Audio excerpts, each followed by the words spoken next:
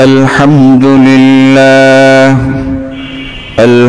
لله نحمده ونستعينه ونستغفره ونؤمن به ونتوكل عليه ونعوذ بالله من شرور أنفسنا ومن سيئات أعمالنا من يهد الله فلا مضل له ومن يضلله فلا هادي له ونشهد أن لا إله إلا الله وحده لا شريك له ونشهد أن سيدنا وحبيبنا وحبيب ربنا وطبيبنا وطبيب قلوبنا وأرواحنا ومولانا محمدا عبده ورسوله الذي أرسله بالحق بشيرا ونذيرا وداعيا إلى الله بإذنه وسراجا وقمرا منيرا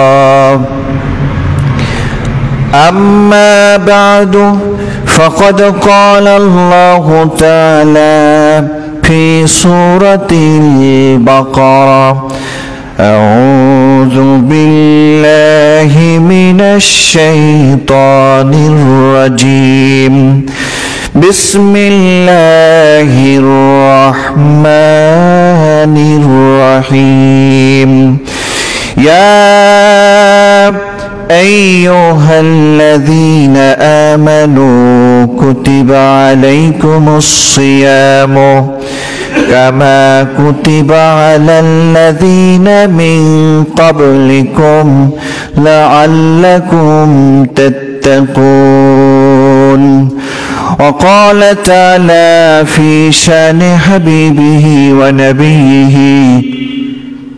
محمد صلى الله عليه وسلم إن الله وملائكته يصلون على النبي يا أيها الذين آمنوا صلوا عليه وسلموا تسليما اللهم صل على محمد وعلى آل محمد كما صليت على إبراهيم وعلى آل إبراهيم إنك حميد مجيد اللهم بارك على محمد وعلى آل محمد كما باركت على إبراهيم وعلى آل إبراهيم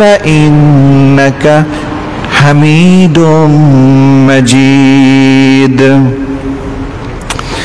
আমরা সে মহান আল্লাহর নিকটে শুকর আদায় করে নেই যে মহান রব্বুল আলামিন আমাদের সকলকে এবছরের রমজানুল মোবারকের প্রথম জুমাতে জুমার নামাজ আদায়ের লক্ষ্যে পৃথিবীর সর্বসম্মানিত স্থান মসজিদে সমবেত হওয়ার তৌফিক দিয়েছেন। এই জন্য আমরা সকলে বলি আলহামদুলিল্লাহ। আমি আপনাদের সামনে কোরআনুল কারীম থেকে সূরাতুল বাকারা, কোরআনুল কারীমের দ্বিতীয় সূরা সূরাতুল বাকারার 183 নম্বর আয়াত তেলাওয়াত করেছি, যে আয়াতে আল্লাহ পাক রব্বুল আলামিন উম্মতে মুহাম্মাদিয়ার উপরে এই সিয়াম সাধনাকে ফরজ করেছেন। আল্লাহ বলেন, ইয়া আইয়ুহাল্লাযীনা আমানু কুতিবা আলাইকুমুস সিয়ামু কামা কুতিবা আলাল্লাযীনা মিন ক্বাবলিকুম লাআল্লাকুম তাত্তাকুন। হে মুমিনগণ, ইয়া আইয়ুহাল্লাযীনা আমানু, হে মুমিনগণ, কুতিবা আলাইকুমুস সিয়াম, তোমাদের উপরে ফরজ করা হয়েছে। কুতিবা মানে ফরিদ, কুতিবা মানে লেখা, মানে আল্লাহকে সুনির্দিষ্ট করে দিয়েছেন। কুতিবা মানে ফরিদা, কুতিবা আলাইকুমুস সিয়াম আই ফরিদা আলাইকুমুস সিয়াম, তোমাদের উপরে এই রমজানুল মুবারকের সিয়ামকে ফরজ করা হয়েছে। কামা কুতিবা আলাল্লাযীনা মিন ক্বাবলিকুম, যেভাবে ফরজ করা হয়েছিল তোমাদের পূর্ববর্তী জাতির ভিতরে, জাতির উপরে, তোমাদের পূর্বে যারা এসেছিল তাদের উপরেও সিয়ামকে আমি ফরজ করেছিলাম। উদ্দেশ্য ছিল একটাই, লাআল্লাকুম তাত্তাকুন, এই সিয়াম সাধনার মাধ্যমে যেন পূর্বের সকল জাতি এবং চলমান তোমরা কিয়ামত পর্যন্ত আল্লাহ ভীরুতা অর্জন করতে পারো, তাকওয়ার মতন মহামূল্যবান সম্পদটা অর্জন করতে পারো। এই জন্য আমি রমজানের রোজাকে কি করেছি? ফরজ করেছি। আল্লাহ পাক রব্বুল আলামিন অন্যান্য অনেক আয়াতে বলেছেন, ইয়া আইয়ুহান নাসু উবুদু রাব্বাকুম, হে মানব মণ্ডলী তোমরা তোমাদের রবের ইবাদত করো। কিন্তু এখানে আল্লাহ পাক এভাবে বলেননি, আল্লাহ পাক বিশেষ এক জনগোষ্ঠীকে বলেছেন। আল্লাহ পাক এখানে বলতে পারতেন ইয়া আইয়ুহান নাস কুতিবা আলাইকুমুস সিয়াম, কিন্তু নাস বলেননি, এখানে বলেছেন ইয়া আইয়ুহাল্লাযীনা আমানু কুতিবা আলাইকুমুস সিয়াম, হে ঈমানদারগণ তোমাদের উপরে রমজানের রোজাকে ফরজ করা হয়েছে। এখানে বিশেষভাবে মানুষের মধ্যে বিশেষভাবে মুমিনদেরকে আল্লাহ পাক রব্বুল আলামিন ইঙ্গিত করে বলেছেন।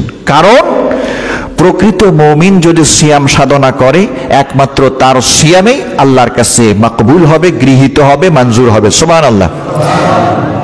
আহলে ফিস্ক যারা গুনাহ করে, আহলে ফিস্ক বলে এদেরকে, আহলে ফিস্ক গুনাহগার, যারা সব সময় গুনাহ করে, দিনে গুনাহ করে, রাতে গুনাহ করে, এদের গুনাহ করা দুনিয়াতে আসার অর্থই এরা মনে করে যে আমি আল্লাহর অবাধ্য হব। দুনিয়াতে আসার অর্থই কি মনে করে? যে আমি আল্লাহর অবাধ্য হওয়ার জন্য এসেছি। অথচ রূহের জগতে আমরা সকলে আল্লাহর কাছে ওয়াদাবদ্ধ হয়েছি, আল্লাহ তোমার ইবাদত ছাড়া কারো ইবাদত করব না, তোমার হুকুম মানব। দুনিয়াতে এসে এই শয়তানের প্রভাবে এই কিছু মানুষ মুখে কালেমা পড়ে ঠিক, কিন্তু কর্মগুলো হচ্ছে কাফেরের থেকেও নিকৃষ্ট, পাপাচার, সব সময় পাপের ভিতরে ডুবে থাকে। অনেক মানুষ তাকালে খুঁজে পাবেন জুমার নামাজেও আসে না। বুঝতে পেরেছেন? আসে না, আসে না। গুনাহ, চারপাশে খালি গুনাহ, গুনাহ করতেই মজা লাগে। আহলে ফিস্কদেরকে আল্লাহ পাক এখানে সম্বোধন করেনি। আহলে ফিস্ক মানে মুমিন ঠিক, কিন্তু গুনাহ করে। বুঝতে পেরেছেন? আর মুনাফিক যারা, এটা তো জানেন মুনাফিক অবশ্যই একটা কাফেরের থেকেও সে নিকৃষ্ট, দুই মুখা বড় বিপজ্জনক জিনিস। তো আল্লাহ পাক এখানে ইয়া আইয়ুহান নাস বলেননি, কারণ নাস বললে এই আহলে ফিস্ক এখানে দাখিল হবে। আবার যারা মুনাফিক, নামধারী মুসলমান আর নেফাকিতে লিপ্ত থাকে, এরাও এখানে দাখিল হবে এই আয়াতের মধ্যে। আল্লাহ এভাবে বলেননি, আল্লাহ বলেছেন তোমরা মুমিন, প্রকৃত মুমিন যারা আমার ইবাদত করবে, গুনাহ করবে না, তোমাদের উপরে রমজানের রোজা ফরজ। আর যারা আহলে ফিস্ক, নামে মুসলিম কাজে কাফের, এদের উপরে এরা রোজা রাখলেও উপবাস থাকা ছাড়া কিছুই পাবে না। কথা বুঝতে পেরেছেন? হ্যাঁ। এরপর আল্লাহ পাক রব্বুল আলামিন পরের অংশে বলছেন কুতিবা আলাইকুমুস সিয়াম কামা কুতিবা আলাল্লাযীনা মিন ক্বাবলিকুম, যেভাবে তোমাদের পূর্ববর্তীদের উপরে রোজাকে ফরজ করা হয়েছিল, তোমাদের উপরেও রমজানের রোজা ফরজ করা হয়েছে। এখানে আল্লাহ পাক রব্বুল আলামিন পূর্ববর্তী জাতির আদর্শ উল্লেখ করলেন, তাদের আদর্শের কথা উল্লেখ করলেন, ঠিক কিনা? এটা তো আল্লাহ নাও বলতে পারতেন তোমাদের উপরে রোজা ফরজ, তোরা রোজা রাখো, বলতে পারতেন কিনা? এটা আল্লাহ পাক এখানে বললেন তোমাদের উপরে রোজাকে ফরজ করা হয়েছে, এতটুকু বললেই হতো। কিন্তু আল্লাহ আরো বললেন যেভাবে তোমাদের পূর্ববর্তীদের উপরে রোজাকে ফরজ করা হয়েছিল। এই যে পূর্ববর্তী জাতির, পূর্ববর্তী উম্মতের এই যে রোজা রাখার এই আদর্শের কথা এখানে তিনি কেন উল্লেখ করলেন? আল্লাহ চাইলে আদম থেকে শুরু করে একেবারে মুহাম্মদ সাল্লাল্লাহু আলাইহি সাল্লাম পর্যন্ত এক জাতিতে মানব মণ্ডলীকে সৃষ্টি করতে পারতেন কিনা? দেখেন, নূহ আলাইহিস সালামের জাতি আছে, কওমে নূহ আছে, কওমে লূত আছে, কওমে ইউনূস আছে, কওমে হুদ আছে, আরো যত নবী আছে, সবার জাতি ইবাদত আল্লাহরই করে, কিন্তু পন্থা ভিন্ন ভিন্ন। আছে না নাই? আছে, আছে, আছে। বিভিন্ন জাতিতে আল্লাহ পাক সৃষ্টি করেছেন কেন?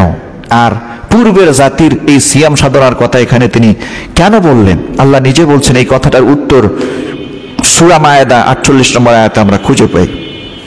আল্লাহ বলেন, লিকুল্লিন জাআলনা মিনকুম শিরআতাও ওয়া মিনহাজা। প্রত্যেক জাতির জন্য তাদের নির্দিষ্ট শরীয়ত আছে। উম্মতে মুহাম্মাদিয়ার জন্য যেমন নির্দিষ্ট শরিয়া আছে, নির্দিষ্ট ইবাদত পন্থা আছে, ঠিক তেমনি ভাবে পূর্ববর্তী যত নবী রাসূল এই পৃথিবীতে এসেছিলেন সকলের ইবাদতের পন্থা, ইবাদতের নিয়ম ভিন্ন ভিন্ন। বুঝতে পেরেছেন? প্রত্যেকটা জাতির নির্দিষ্ট শরীয়ত আছে।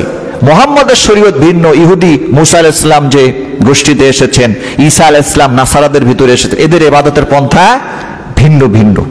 বুঝতে পেরেছেন? আল্লাহ বলছেন প্রত্যেক জাতির নির্দিষ্ট শরিয়াত ওয়া মানহাজ, আমরা মানহাজ বলি না, মিনহাজা। প্রত্যেক জাতির নির্দিষ্ট মানহাজ আছে, নির্দিষ্ট পন্থা আছে, নির্দিষ্ট শরীয়ত আছে। এরপর আল্লাহ বলেন, ওয়ালাউ শাআল্লাহু লাজালাকুম উম্মাতাও ওয়াহিদা। আল্লাহ যদি চাইতেন, ওয়ালাউ যদি, শাআল্লাহু আল্লাহ চাইতেন, লাজালাকুম তোমাদেরকে সৃষ্টি করতে পারতেন, উম্মাতাও ওয়াহিদা এক জাতিতে। পারতেন কি না? পারতেন কি না? কিন্তু এক জাতিতে সৃষ্টি করেছেন, বহু জাতি এসেছে। কেন? ওয়ালাকিন লিয়াবলুয়াকুম ফীমা আতাকুম। বিভিন্ন জাতিতে তোমাদেরকে সৃষ্টি করার উদ্দেশ্য হলো পরীক্ষা নেওয়া। কি নেওয়া? পরীক্ষা নেওয়া।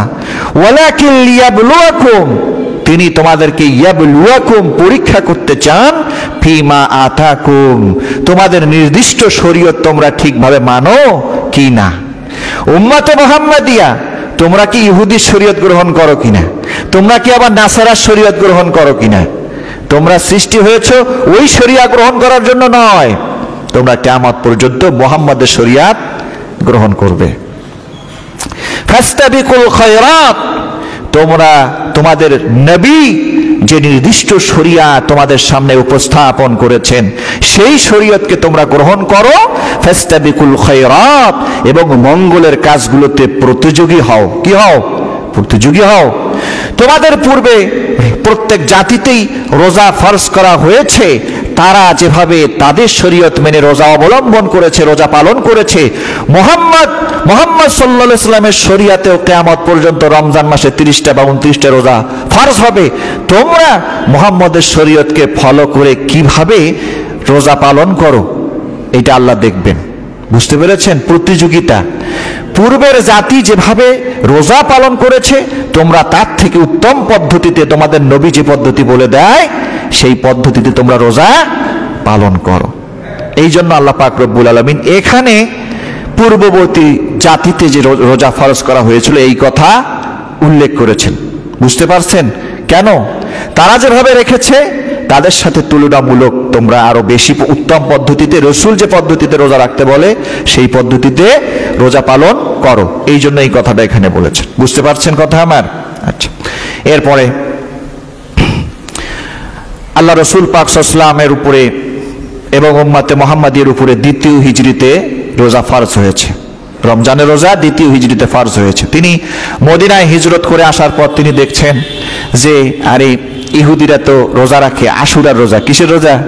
আশুরার রোজা। জিজ্ঞেস করলো কেন রাখো? বললো এই কারণে আমরা রাখি। রসুল বললেন আমরাও রাখবো, কারণ আমি মুসাকে অনুসরণ করার বেশি উপযুক্ত, কারণ সেও নবী আমিও নবী। তো রসুল সাল্লাল্লাহু আলাইহি সাল্লাম সমস্ত সাহাবীদেরকে তিনি বললেন তোমরা আশুরার রোজা পালন করো। আবু হানিফা বলে এটা ফরজ ছিল। এটা কি ছিল? সেই সময়ে 1 বছরের জন্য আশুরার রোজা রাখা ফরজ ছিল।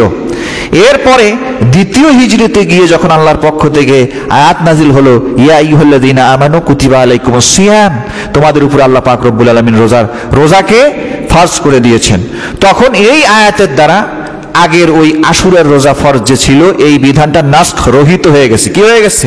মানসুখ হয়ে গিয়েছে। এটাকে মানসুখ বলে হাদিসের পরিবেশে। এটা রহিত হয়ে গেছে। এরপর থেকে রাসূল পাক সাল্লাল্লাহু আলাইহি ওয়াসাল্লাম সাহাবাদেরকে বলেছেন, ওই সময় বলেছেন ফালাম্মা ফারাদা রমাজান, যখন রমজান ফরজ করা হলো আল্লাহর পক্ষ থেকে উম্মতে মুহাম্মাদিয়ার উপরে 29টা 30টা রোজা, তখন তিনি বললেন যে তারাকা আশুরা, তখন তিনি আশুরা রোজা রাখা কি করলেন? ছেড়ে দিলেন। ফরজ হিসেবে তিনি রাখলেন না, সুন্নাত হিসেবে তিনি, নফল হিসেবে তিনি রাখলেন। এবং বললেন ফামান শাআ সামাহু, তোমাদের মধ্যে যে চায় আশুরা রোজা রাখতে পারে, এবং ওয়ামান শাআ তারাকাহু, তোমাদের মধ্যে যে চায় এই আশুরা রোজা নাও রাখতে পারে। এটা সুন্নাত, কিন্তু ফজিলত আছে, আমরা সবাই রাখি। এটা কখন বলেছে? যখন রমজানের রোজা ফরজ করা হলো। তো রমজানের রোজাকে ফরজ করেছেন কোন উদ্দেশ্যে বলেন?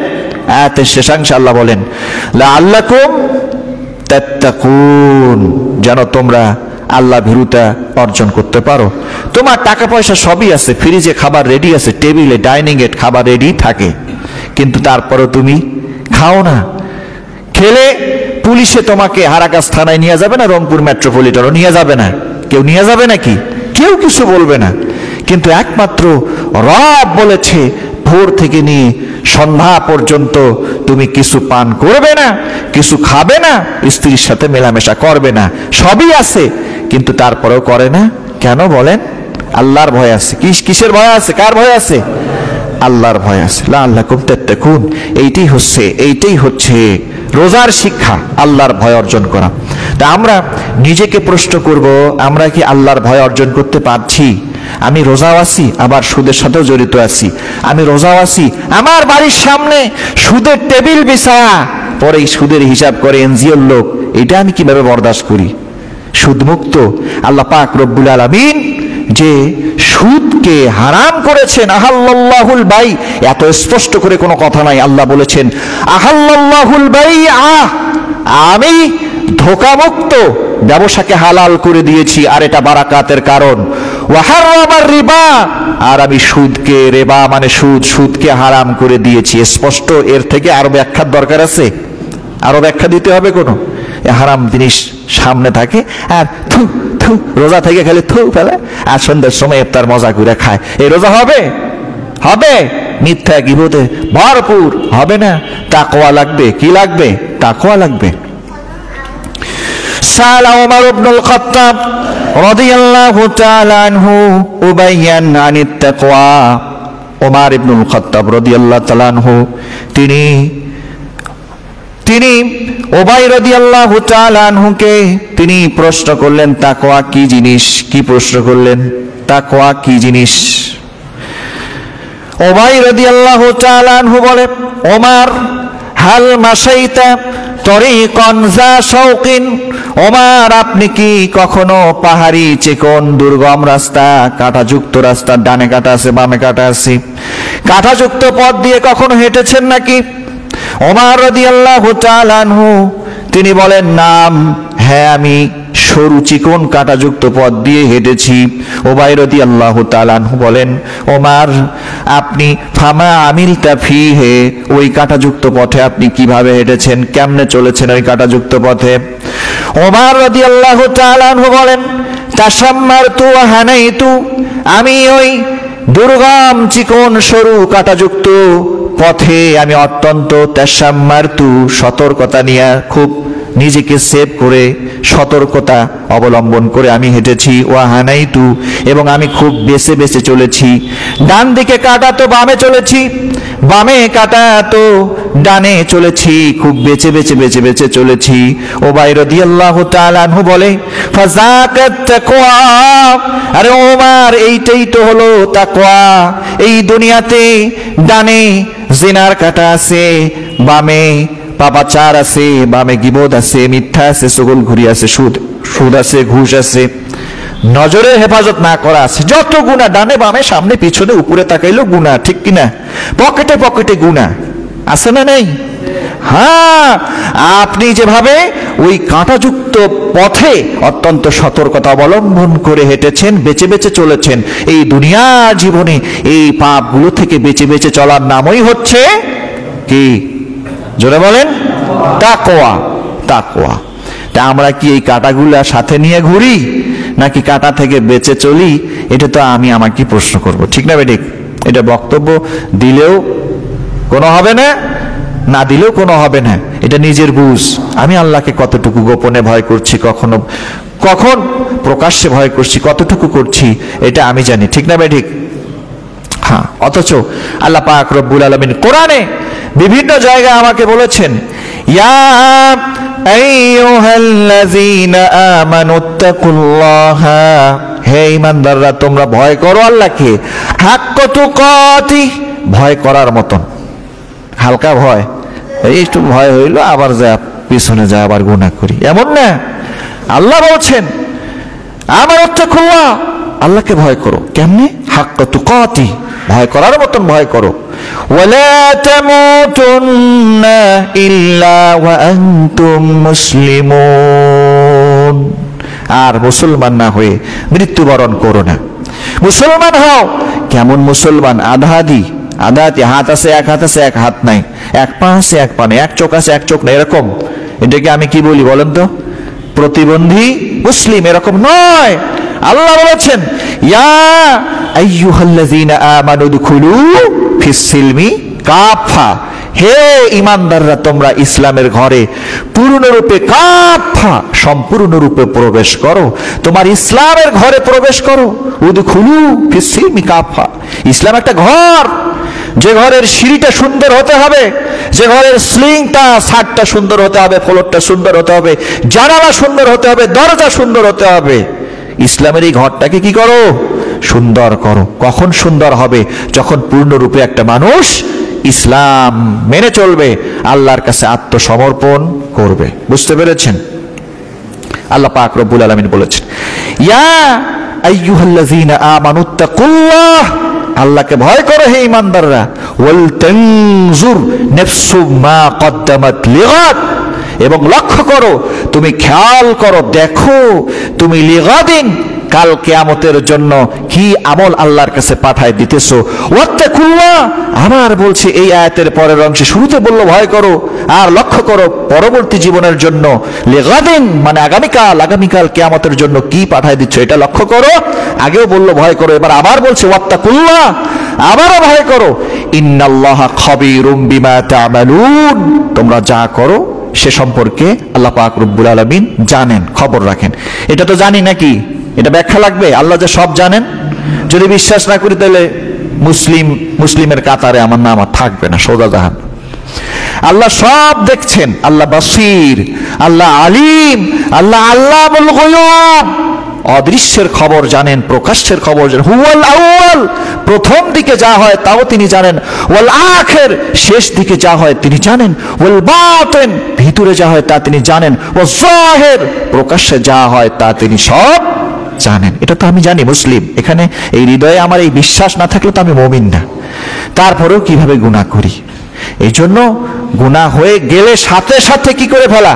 তওবা করা, সেই গুনাহ আর না করা।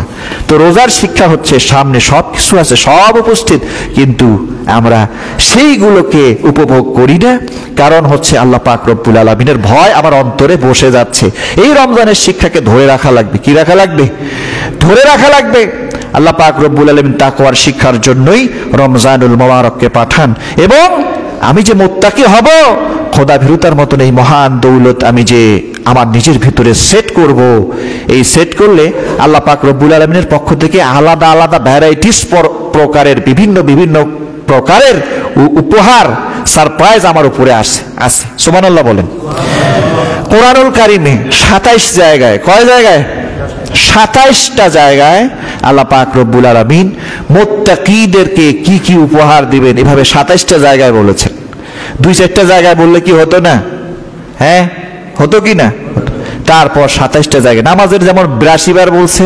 কেন বলছে? একবার বললে তো হতো, হতো কি না? হতো। তারপরে গুরুত্ব আরোপ তিনি করেছেন, বারবার স্মরণ করিয়ে দিয়েছেন, নামাজ পড়ো, নামাজ পড়ো, নামাজ পড়ো, নামাজ পড়ো, যাকাত দাও, যাকাত দাও। তো এরকম ভাবে আল্লাহ বলেছেন তাকওয়াওয়ালা হও, মুত্তাকি হও, বেঁচে বেঁচে চলো, পরহেজ করে চলো, দুনিয়াতে বেঁচে বেঁচে চলো, বেঁচে বেঁচে চলো। এবং বেঁচে বেঁচে চললে কি কি তুমি লাভ পাবে আল্লাহ পাক রব্বুল আলামিন 27টা জায়গায় বলে, 2-4 জায়গায় একটু বলে দিলে হতো, কিন্তু 27টা জায়গায় বলেছেন, গুরুত্ব আরোপ করেছেন। সবগুলো বলা সম্ভব না, 2-4টা বলি। সূরাতুন নাহাল 16 নম্বর সূরা 128 নম্বর আয়াতে আল্লাহ রাব্বুল আলামিন বলেন, ইন্নাল্লাহা মা'আল্লাযীনা তাকাউ ওয়াল্লাযীনা হুম মুহসিনুন, নিশ্চয় আল্লাহ রাব্বুল আলামিন মুত্তাকিনদের সাথে আছে, যারা খোদাভীরু তাদের সাথে আছে। আল্লাহ যদি সাথে থাকে আমার আর কিছু লাগবে বলেন? মান কান আল্লাহ, হাদিসে আছে মান কান আল্লাহু কানা লিল্লাহি লা, যে আল্লাহর হয়ে গেল আল্লাহ তার সব কাজের জিম্মাদার হয়ে গেল। সুবহানাল্লাহ।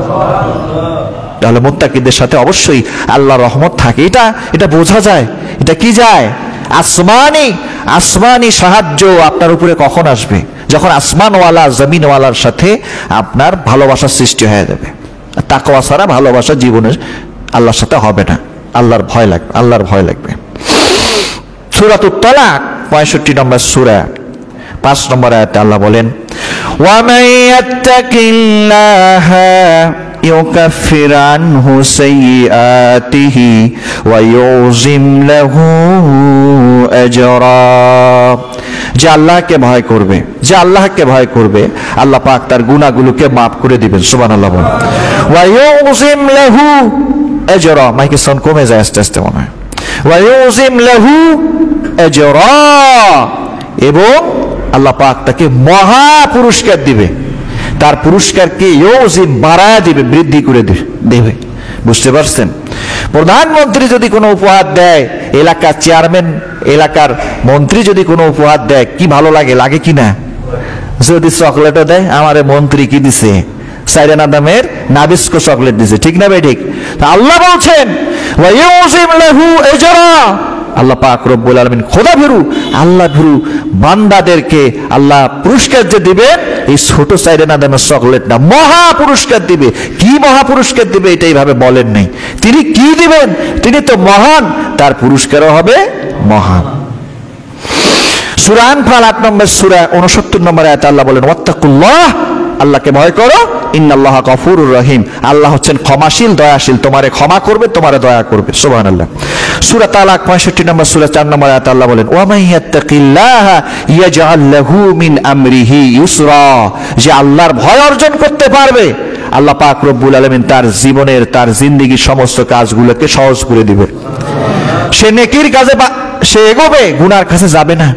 নামাজকে, আল্লাহকে ভয় করলে নামাজ পড়া সহজ হবে, ফজরের নামাজ পড়া সহজ হবে, তাহাজ্জুদ পড়া সহজ হবে। আল্লাহকে ভয় করলে যাকাত দেওয়া সহজ হবে। আল্লাহকে ভয় করলে সমস্ত গুনাহ থেকে বাঁচা সহজ হবে। আল্লাহ পাক ইয়াজআল লাহু মিন আমরিহি ইউসরা, দুনিয়ার সমস্ত দুনিয়ার সমস্ত কাজগুলোকে আল্লাহ পাক সহজ করে দিবে। নেকির কাজ সে সহজে করতে পারবে, ভালো লাগবে। নেকির কাজ না করলে তার ভালো লাগবে না। বুঝতে হবে তাকওয়া অর্জন হচ্ছে।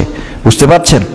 এরপর আল্লাহ পাক রব্বুল আলামিন সূরাতুন নাবা 30 নম্বর পারার একেবারে প্রথম সূরা নাবা, সেই সূরা নাবার 78 নম্বর সূরা 31 নম্বর আয়াতে বলেন, ইন্নালিল মুত্তাকিনা মাফাজা। এরপরে আরো একাধিক কথা আছে মুত্তাকিদের, এটা বলার সময় নেই, এতটুকুই যথেষ্ট আমি মনে করছি। ইন্নালিল মুত্তাকিনা মাফাজা, নিশ্চয়ই যারা আল্লাহ ভীরুতা অর্জন করতে পেরেছে, মাফাজা, তার জন্য মহা সফলতা অপেক্ষা করছে। সুবহানাল্লাহ। মহা সফলতা, আখিরাতে আল্লাহ পাক তাকে জান্নাত দিয়ে সম্মানিত করবেন। এরপরে সূরাতুত তালাক 65 নম্বর সূরা 3 নম্বর আয়াতে বলেছেন, ওয়া ইয়ারযুকহু ওয়া মান ইয়াত্তাকিল্লাহা ইয়াজআল লাহু মাখরাজা ওয়া ইয়ারযুকহু মিন হাইসু লা ইয়াহতাসিব, যে আল্লাহ ভীরুতা অর্জন করতে পারবে ওই আল্লাহই তার রিজিকের ব্যবস্থা করে দেবে। এমন জায়গা থেকে চিন্তাও করতে পারবে না যে এই জায়গা থেকে রিজিকের ব্যবস্থা হয়ে গেল আমার। বুঝতে পারছেন? আল্লাহু আকবার। আল্লাহ ভীরুতা অর্জন করেন, দেখেন, পরীক্ষা করেন, আল্লাহর কথা কি সত্য নয়? ঈমান থাকবে। সত্য সত্য সত্য। ওয়া মান আসদাকু মিনাল্লাহি কিলা, আল্লাহর থেকে বড় সত্যবাদী আর কে হতে পারে? তো এই আয়াতগুলো, এটার প্রভাব নাই মনে করছেন? একটু আল্লাহ ভীরুতা অর্জন করেন, রিজিকের পেরেশানিতে পড়ছেন, হারামের দিকে যাবেন না, আল্লাহ আকাশের দরজা খুলে দেবে। লাফাতাহনা আলাইহিম বারাকাতিম মিনাস সামাওয়াতি ওয়াল আরদ, আকাশ জমিনের বরকতের দরজা খুলে দিবে, চিন্তাও করতে পারবে না। সূরা হুজুরাত 49 নম্বর সূরা 13 নম্বর আয়াতে বলেন, ইন্না আকরামাকুম ইনদাল্লাহি আতকাকুম, নিশ্চয়ই তোমাদের মাঝে সবচেয়ে বেশি যে খোদাভীরুতা অর্জন করতে পারবে সেই আল্লাহর কাছে সবচেয়ে বেশি সম্মানিত। আল্লাহর কাছে সম্মানিত হতে চাই না? হ্যাঁ, আল্লাহর কাছে সম্মানিত হতে হলে আপনাকে অবশ্যই তাকওয়া অর্জন করতে হবে। আর আল্লাহর কাছে সম্মানিত হতে পারলে, আপনি যদি দুনিয়াতে কেউ আপনাকে সম্মান না করে, তাও কোনো বিপদ আছে? হ্যাঁ, দাড়ি রাখেন, আল্লাহ রসুল দাড়ি না নিয়ে যদি চলে যান কবরে। কি সুপারিশ? উপরই তো ঠিক নেই। রসুলের সুপারিশ যে পাবেন, এই যে কাটতেছেন, রসুলের কলিজায় আঘাত করছেন, কি জবাবটা দিবেন? কবরে প্রশ্ন হবে না? রসুল আসবে না কবরে? হ্যাঁ, আসবে না? আপনার সুপারিশটা হবে কিভাবে? আমি তো চিন্তা করি পাই না। উপরে তো কিছু নেই, ভিতরটা আল্লাহ জানে ভালো, উপরে তো ঠিক নেই আপনার। কথা বুঝতে পারছেন? এই জন্য এই হুকুমগুলাকে মানেন। আল্লাহর কাছে সম্মানিত হতে গেলে অবশ্যই আপনাকে তাকওয়া অর্জন করতে হবে। তাকওয়া মানেই হচ্ছে পূর্ণাঙ্গ ইসলাম মানা, পূর্ণাঙ্গ মুমিন হওয়া। সূরা তাওবা 9 নম্বর সূরা 4 নম্বর আয়াতে আল্লাহ বলেন, ইন্নামা ইয়াতাকাব্বালুল্লাহু মিনাল মুত্তাকিন, নিশ্চয়ই আল্লাহ পাক রব্বুল আলামিন মুত্তাকিনদের ইবাদতকে কবুল করেন। মুত্তাকিদের ইবাদতকে কবুল করেন। মুত্তাকি আল্লাহর ভয় না নিয়ে যদি আপনি ইবাদত করেন, জীবনেও কবুল হবে না। আল্লাহর ভয় নিয়ে আল্লাহকে সন্তুষ্ট করার জন্য নামাজ পড়েন, দেখেন নামাজের মাধ্যমে রিজিকের ফয়সালা হয়েই যাবে। বুঝতে পারছেন? সূরাতুল বাকারা 2 নম্বর সূরা 212 নম্বর আয়াতে আল্লাহ বলেন, ওয়াল্লাযীনা তাকাউ ফাওকাহুম ইয়াওমাল কিয়ামা, কিয়ামতের দিন আল্লাহ পাক রব্বুল আলামিন মুত্তাকিদেরকে, আল্লাহ ভীরু বান্দাদেরকে আল্লাহ পাক উপরে রাখবেন। কোথায় রাখবেন? উপরে। আর নিচে জাহান্নামে এরা থাকবে কাফেররা। কারা থাকবে? ফাওকাহুম ইয়াওমাল কিয়ামা, উপরে থাকবে মুত্তাকিরা, নিচে থাকবে কাফেররা, জাহান্নামীরা। আল্লাহ পাক সূরা আরাফ 8 নম্বর সূরা 35 নম্বর আয়াতে বলেছেন, ফামানিত্তাকা, যে আল্লাহ ভীরুতা অর্জন করতে পারলো, ওয়া আসলাহা, নিজেকে সংশোধন করতে পারলো, পরিশুদ্ধ করতে পারলো, ফালা খাউফুন আলাইহিম ওয়ালা হুম ইয়াহজানুন, দুনিয়া আখিরাতে তার কোনো ভয় নাই, চিন্তা নাই। আল্লাহর ভয় আছে, চুরি করি না, তাহলে পুলিশের ভয় কিসের? আল্লাহর ভয় আছে, দুর্নীতি করি না, হ্যাঁ, তাহলে পুলিশের ভয় থাকবে? দুনিয়াতে কোনো ভয় থাকবে না, পরকালে তো এই মহান দৌলত নিয়ে আল্লাহর সামনে হাজির। আল্লাহ তাকওয়া নিয়ে এসেছে, তাকওয়ার শরীর দিবে, ইমানের শরীর থাকবে। কি থাকবে? ইমান। এই আলিফ ইয়া মিম আলিফ টুন 5টা অক্ষরে এটা ইমান। ইমানের কি থাকবে? ইমান, আমি দেখতে পাচ্ছি ইমান। আল্লাহ পাক শরীর দিবে, প্রত্যেকটা নেক আমলের শরীর দিবে, দেহ আমি দেখতে পারবো। আল্লাহ তোমার সামনে তাকওয়া নিয়ে এসেছি, আমাকে কি দিবা তুমি দেখো, তুমি নিজেই ভাবো। জান্নাত ছাড়া জাহান্নাম দেওয়ার রাস্তা আছে? আল্লাহ তো জান্নাতই দিবে, কারণ তিনি তো ওয়াদা করেছেন। আর আল্লাহ ইন্নাল্লাহা লা ইউখলিফুল মিআদ, অঙ্গীকার কোনোদিনও ভঙ্গ করে না। বুঝতে পারছেন?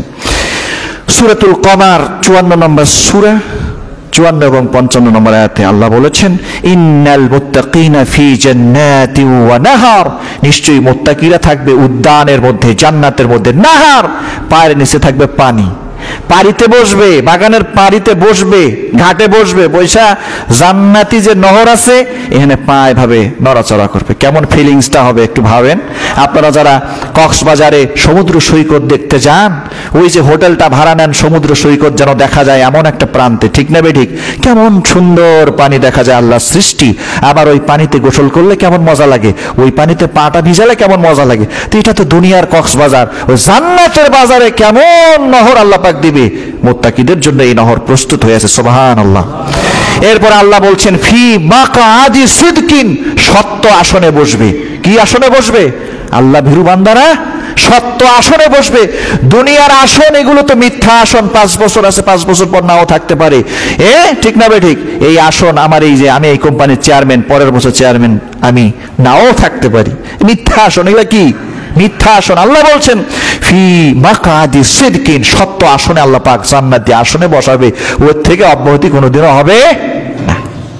এবং আল্লাহ বলছেন ইনদা মালিকিম মুকতাদির, আল্লাহ তার কাছে রাখবেন, ইনদা নিকটে থাকবে, মালিক মুকতাদির, ক্ষমতা সম্পন্ন মালিক আল্লাহর নিকটে আল্লাহ পাক আল্লাহ ভীরুর বান্দাদেরকে জায়গা দিবেন। সুবহানাল্লাহ। আল্লাহর নিকটে থাকতে চাই না? ভালোবাসা, যার সাথে ভালোবাসা থাকে এই দুনিয়াতে, তার সাথে আমরা বেশি বেশি সময় দিতে চাই না? তা আল্লাহকে ভালোবেসেছি, আল্লাহর সাথে আমিও সময় দিতে চাই। আল্লাহও জানে যে আমাকে সময় দিছে, আমাকে ভয় করছে, ওরেও আমি কাছে রাখতে চাই। আল্লাহর ভালোবাসা এটাকে বলে। তাকওয়া ছাড়া এটা কোনোদিন অর্জন হবে না। আর এই সম্মাননাগুলো, এই এত কিছু যে বললাম, 27টা তো বলা সম্ভব না, 10-11টা বললাম আমি। এই যে সম্মাননাগুলো অর্জন হবে কি থাকলে? আর এই তাকওয়া শিখার জন্যই প্রতি বছর আল্লাহ পাক রব্বুল আলামিন রমজানুল মুবারককে পাঠায় দেন। বুঝতে পারছেন? এজন্য আপনাকে অবশ্যই কিছু আমল করতে হবে, কিছু আমল করতে, সিয়াম পালন করতে হবে আপনাকে। গুণামুক্ত সিয়াম, যে সিয়ামে চুরি নাই, যে সিয়ামে ডাকাতি নাই, যে সিয়ামে ওজনে কম দেওয়া নাই, ভেজাল পণ্যের ব্যবসা নাই, যে সিয়ামে সুদ নাই, ঘুষ নাই, রাহাজানি নাই, বদমাশি নাই, গীবত নাই, চুগলখুরি নাই, পরনিন্দা নাই, কোনো গুনাহ নাই। গুণামুক্ত সিয়াম আপনাকে অবশ্যই পালন করতে হবে, কারণ গুণামুক্ত সিয়ামটাই আল্লাহ চান। বুঝতে পেরেছেন? এরপরে যে আমলটি আপনি করবেন, সলাতুত তারাবি। কি করবেন? সলাতুত তারাবি। সহিহ বুখারী সহ একাধিক riwayat আমি বলেছি আপনাদেরকে। আল্লাহ রাসূল সাল্লাল্লাহু আলাইহি ওয়াসাল্লাম বলেছেন, মান কামা ঈমানা ওয়া ইহতিসাবা গুফিরা লাহু মা তাকাদ্দামা মিন যামবি। যে ব্যক্তি কিয়ামে লাইল অর্থাৎ সলাতুত তারাবি ঈমানের সাথে এবং এটাকে সওয়াবের নিয়তে, সওয়াব পাবো আমি এই তারাবি পড়লে, কি পাবো?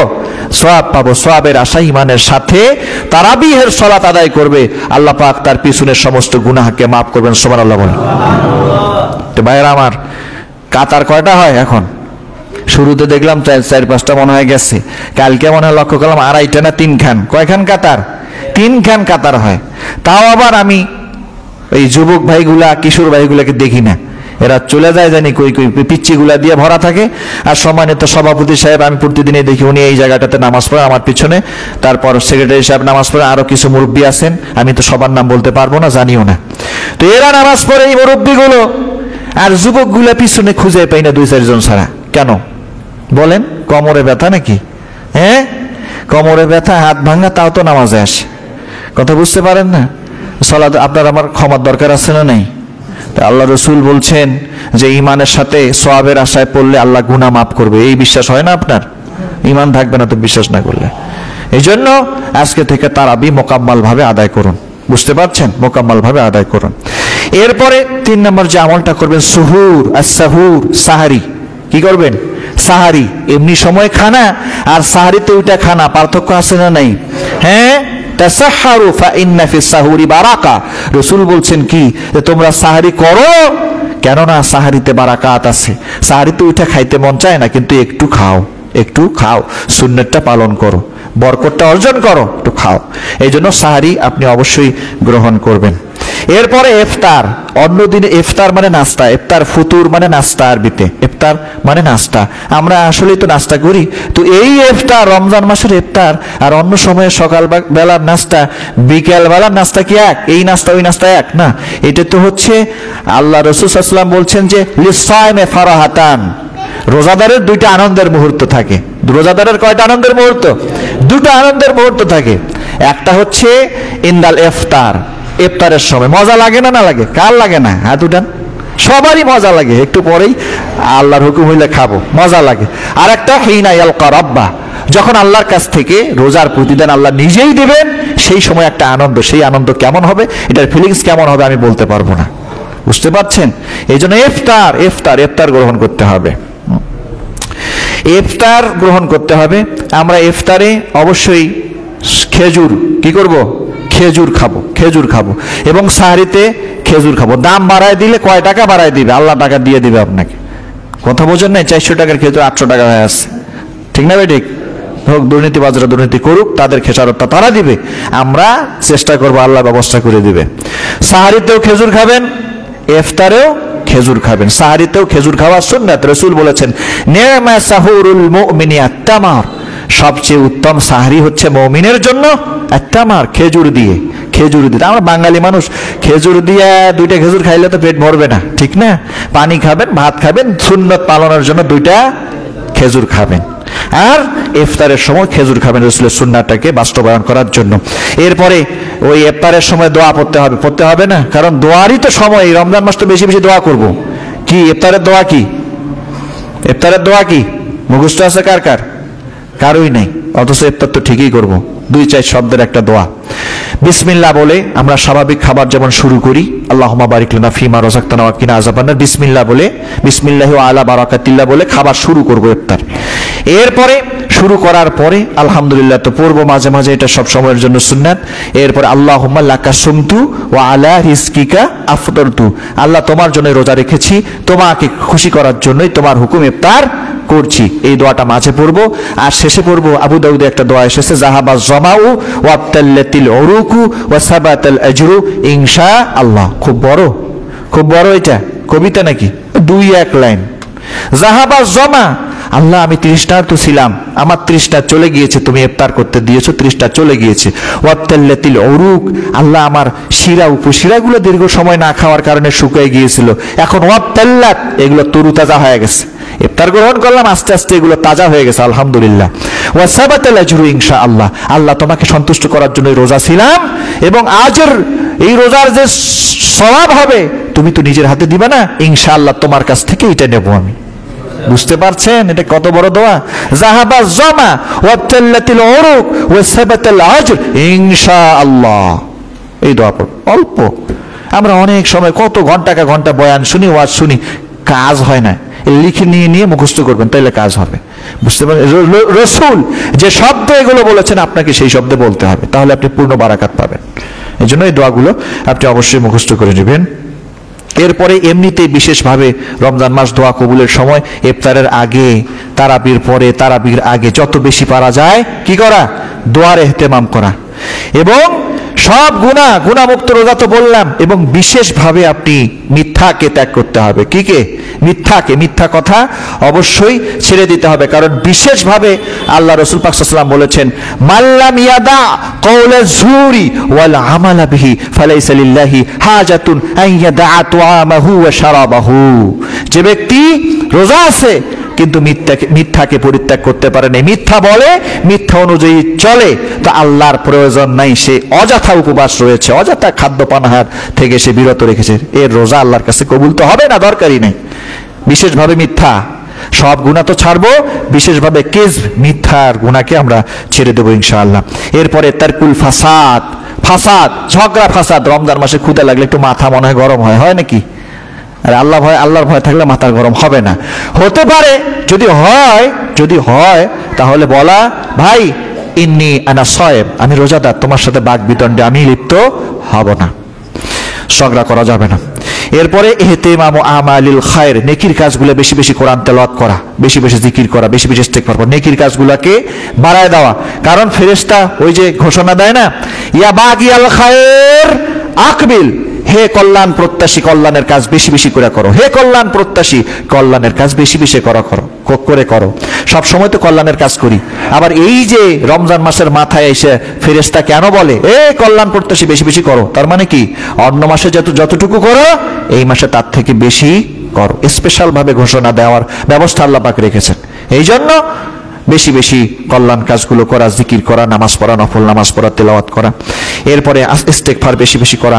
এরপরে তাফতিরুস সায়েমান, আপনি রোজাদার, আপনার প্রতিবেশীর খবর নেন, পাশের ব্যক্তি কি সাহারি করতে পেরেছে কিনা, ইফতার করতে পারছে কিনা, কিছু আছে না নাই, পাশের প্রতিবেশীর খবর নেওয়া। কারণ এই যে গরিব দুঃখী, এদের কষ্ট বোঝার জন্য আল্লাহ পাক রমজানকে দিয়েছেন। তুমি ক্ষুধার্ত না, ওই যে ক্ষুধার্তর অনুভূতিটা কেমন হয় তুমি একটু ভাবো তো। এই যে রোজা আছো, যে ওরা তো সারা বছর কম বেশি না খায় থাকে, তো ওদের অবস্থা তোমার অবস্থাটাকে একটু কম্পেয়ার করো, খবর নাও, কি নাও, তাদের কষ্টটা একদম নিজের ভিতরে কি করো, অনুভূতিটা নিয়ে আসো, ক্ষুধার্ত হইলে কেমন হয়, বুঝতে পারছেন? এই জন্য পাশে যাদের ইফতারের ব্যবস্থা নাই, ইফতারের ব্যবস্থা করে দেওয়া। এবং ইফতারের ব্যবস্থা থাকলেও, যেহেতু রাসূল বলেছেন, মান ফাত্তারা সায়মান কানা লাহু মিসলু আজরিহি, যে ব্যক্তি একজন রোজাদারকে ইফতার করাবে, ওই রোজাদার রোজা রেখে যে সওয়াব পাবে, এই ইফতার করায়া সেই সওয়াব পাবে। এ তো রোজা আছে না, যে ইফতার করাচ্ছে সে তো রোজা আছে, সে তো সওয়াব পাবে। আবার ওখান থেকে যদি 30 দিনে 30 জনকে ইফতার করে, আরো অতিরিক্ত 30টা রোজার সওয়াব সে পাবে। এই জন্য তাফতিরুস সায়েমান, আপনারা অবশ্যই চেষ্টা করবেন নিজের সাধ্য অনুযায়ী রোজাদারকে ইফতার করানোর জন্য। এরপরে তেলাওয়াতুল কোরআন, বেশি বেশি কোরআন তেলাওয়াত করা। শাহরু রমাদান আল্লাযী উনজিলা ফীহিল কোরআন, যেহেতু এই মাসে আল্লাহ পাক কোরআনকে কি করেছেন, নাজিল করেছেন, বেশি বেশি কোরআন তেলাওয়াত করা, সহি করার চেষ্টা করা। এরপরে সামাআতুল কোরআন, কোরআন বেশি শোনাশুনি করা, হেডফোন দিয়ে শোনেন না, ভালো কারি যারা আছে তাদের তেলাওয়াত শোনেন। আল্লাহ রাসূল পাক সাল্লাল্লাহু আলাইহি ওয়াসাল্লামকে জিবরিল আমিন কোরআন শোনাতো রমজানে এসে, আবার রাসূলও জিবরিল আমিনকে কোরআন শোনায় দিত। কোরআন তেলাওয়াতেরও মাস, কোরআন শোনাশুনিরও মাস, এই জন্য বেশি বেশি তেলাওয়াত শুনবেন, তেলাওয়াত করবেন। এরপরে সাদাকা, দান করার চেষ্টা করবেন বেশি বেশি। রাসূল পাক সাল্লাল্লাহু আলাইহি ওয়াসাল্লাম রমজান মাসে মুক্ত বাতাসের মতন দান করতেন। মুক্ত বাতাস যার প্রয়োজন আছে তার গায়েও লাগে, যার প্রয়োজন নাই তার গায়েও লাগে। তো যার প্রয়োজন আছে তারও খবর নেবেন, যার প্রয়োজন নাই তারও খবর নেবেন, যার প্রয়োজন আছে তার খবরটা আগে নেবেন, ভাই তোমার কি কি দরকার, তো দান করা। কি করা? দান করা। যার প্রয়োজন নাই তারও খবর নেবেন হাদিয়া স্বরূপ। কি স্বরূপ? ভাই হাদিয়া দেওয়া সুন্নত না, এটা তোমাকে দিলাম, তুমি নাও। সদাকা, বেশি বেশি দান, সদাকা, হাদিয়া দেওয়ার চেষ্টা করা। এরপরে তাহাজ্জুদ সারা বছর হয় না। তাহাজ্জুদ সারা বছর হয়? হয় না। তাহাজ্জুদের সময় যেহেতু আমরা উঠি এখন সাহারি খেতে, তাহাজ্জুদ 2-4 রাকাত, 6-7 রাকাত, 8 রাকাত যা পারি আমরা পড়বো ইনশাআল্লাহ। এরপরে আজ সেওয়াকু, মেসওয়াক করবো। রোজা রেখে মেসওয়াক করা যায়, কোনো সমস্যা নেই। আরো বেশি করতেন রাসূল পাক সাল্লাল্লাহু আলাইহি ওয়াসাল্লাম। তাজা তাজা ডাল দিয়ে মেসওয়াক করা যায়, কোনো সমস্যা নেই। মেসওয়াক বেশি বেশি করা, বুঝতে পারছেন? হ্যাঁ। তারপরে হচ্ছে যদি অনেকে, সময় চলে যাচ্ছে, অনেকে আছে ওই যে ইয়ার রোগী, ডায়াবেটিক্সের রোগী, এরা ইনসুলিন গ্রহণ করে। ইনসুলিন গ্রহণ করলে রোজা নষ্ট হয় না, ইনসুলিন গ্রহণ করা যাবে। ইনজেকশন, গ্লুকোজ ছাড়া অন্যান্য যে কোনো ইনজেকশন রোজা রেখে নেওয়া যাবে, কোনো সমস্যা নেই। অজান্তে অনিচ্ছায় মশা মাছি ভিতরে ঢুকে গেছে, রোজা ভেঙে যাবে না। একাধিক মাসালা আছে, সময় নেই। আপনারা যার যে সমস্যা আমার কাছে প্রশ্ন করবেন, আমি উত্তর দেবো ইনশাআল্লাহ। আল্লাহ পাক রব্বুল আলামিন আমাদের সকলকে রমজানের রোজাগুলোকে আল্লাহ যেভাবে চান সেভাবে আদায় করার তৌফিক দান করুন, এবং রমজান মাসের যে শিক্ষা, যে তাকওয়ার শিক্ষা দেওয়ার জন্য আল্লাহ রমজানকে পাঠান, পুরোপুরি খাঁটি মুত্তাকি হওয়ার তৌফিক দান করুন। ওয়া আখিরু দাওয়ানা আলহামদুলিল্লাহ।